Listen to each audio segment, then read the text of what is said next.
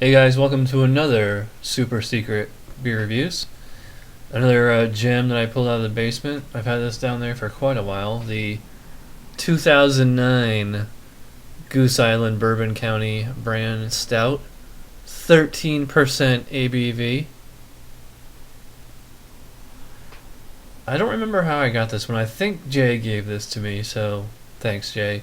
You know what's funny is that this is a twist-off cap. Why on earth would they use a twist-off bottle for this beer? I have no idea.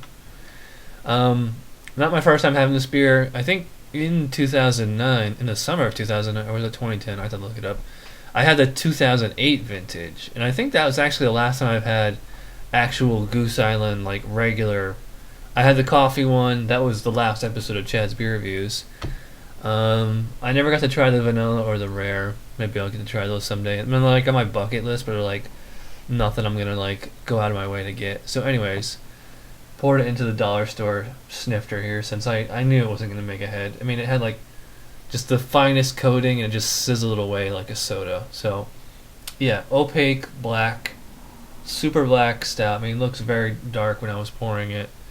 I could smell it like from an arm's length away when I was pouring it, and it is just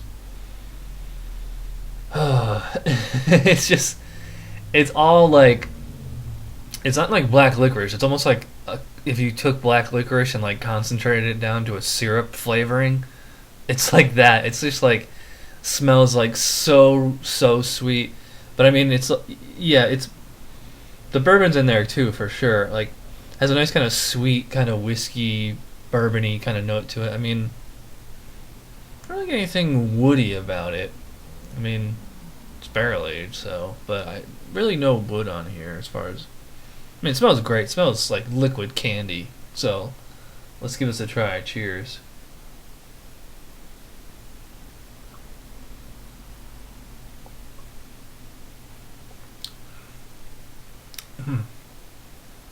Yeah, it was. Well, I don't want to call it like liquid candy. It's just like a really massive imperial stout. Same thing when I was saying on the nose, the black licorice, almost black cherry. Nothing sour or tart about it, though.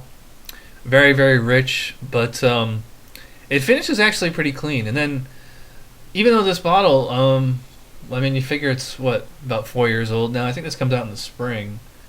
So I mean, it's got to be, 2010, 2011, 2012, 2013.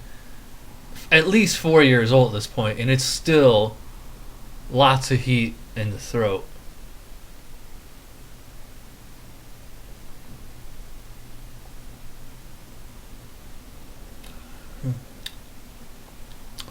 Now I was like really paying attention that time. Lots of chocolate up front, like chocolate syrup, like Hershey's. At the same time, extremely bitter though too. I mean, you make a big huge beer like this, you have to hop the hell out of it just to balance it out, or it'd be like so ridiculously cloying. It's nice. The bourbon flavor is there. It is adding like the sweetness that I said in the nose. It transitions it really well because you start out with like just this chocolate, the black licorice, what have you, and then you start to transition as it starts to go down. You get the bourbon in there, and then you get like a lot of heat. Yeah, it's still pretty hot after all these years, but I mean, it's not unbearable. I think I've had beers that are actually like hotter than this.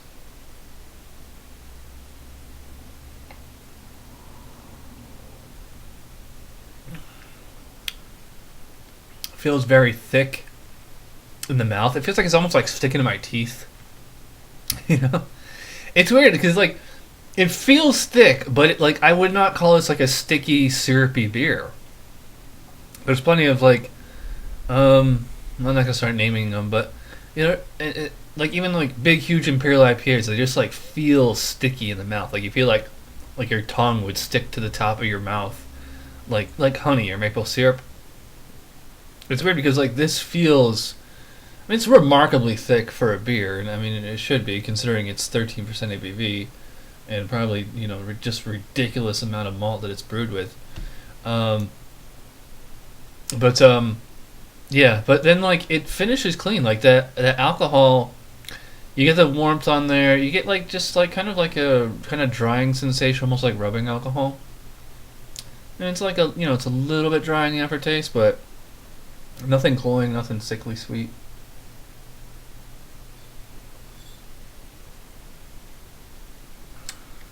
Oh, here's the date of the bottle right here. I didn't even know. Bottled on November 12th, 2009. I should have paid attention, but I didn't want to wait till November to review this. I thought it'd be fun because I remember reviewing this in the summer, and I'm reviewing this in late July. It's nice and hot out, but this is actually I'm not saying it pairs with the weather, but I mean it's like no challenge whatsoever. Nice, sweet, really tasty, well balanced, and actually pretty easy to drink imperial stout. And you might even go as far as to call this an extreme beer. I mean, 13%. You don't really tend to see. I mean, beer in general, you don't tend to see in the double digits across the board. I mean, I don't know where you draw the line between imperial beer and extreme beer, like Dark Lord, Worldwide Stout, Dogfish Head 120, something like that. Utopia. Those are all extreme beers. I don't know if you would consider this one or not. Let me know in the comments.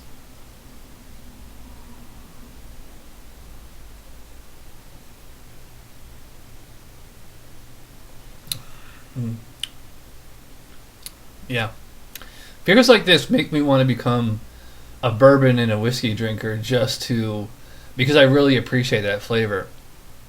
But like whenever I have had bourbon and whiskey, just like taking shots or whatever, I don't get like the woody and the vanilla and stuff that you get out of beers like this out of them.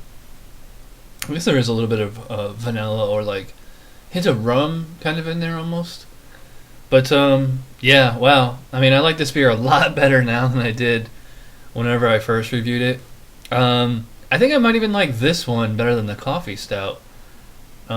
It's funny though. I mean, because not 3.5 years old. It's still like I said. There's lots of heat on it, so it's almost like, is it even really worth it to age this because it's still a pretty hot beer? I mean, it's smooth. Don't get me wrong, it's smooth, but I mean, it's also smooth when it's fresh.